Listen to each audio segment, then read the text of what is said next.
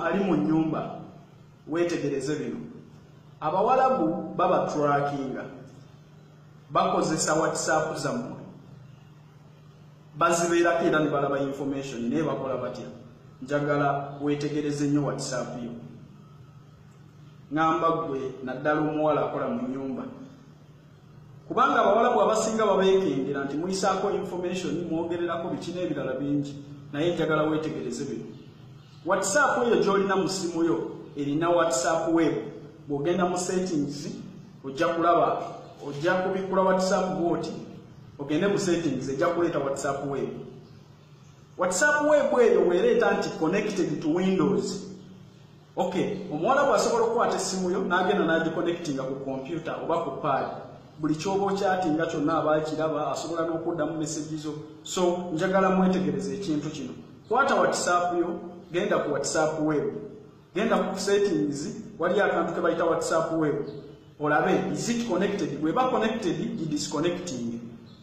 Ate gano nkuwa amagezi bw'oba okola mu nnyumba y'omuwalabu tomala na WhatsApp mu ssimu myezi 3, beera ng'ogijjamu ng'ogizzaamu. Okitegeera? Cause nga naawe bw'onaabeera ewaka nga toli secure na muntu gw'oli naye. Laba n'abantu batwekengera, ate abawalabu bamanyi, olaba beebikka bonna bonna nga tayagala omulabe, ne kati gw'omuddugavu ali naye. Ekirala osobola okukuuma information yo, temukuuma information mu ssimu.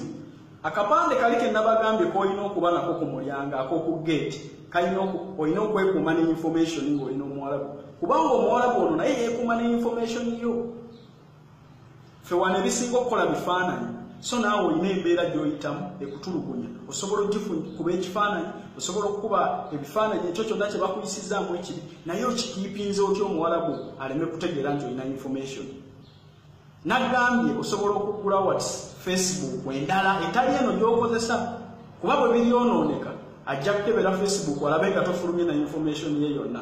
Okitegeera? Oba akuggyeko essimu, naye ojja kugulawo Facebook endala. Bw'oba tomanyi kugulawo Facebook endala, nja kukuyamba nkugulire okuba njagala obeere mulamu.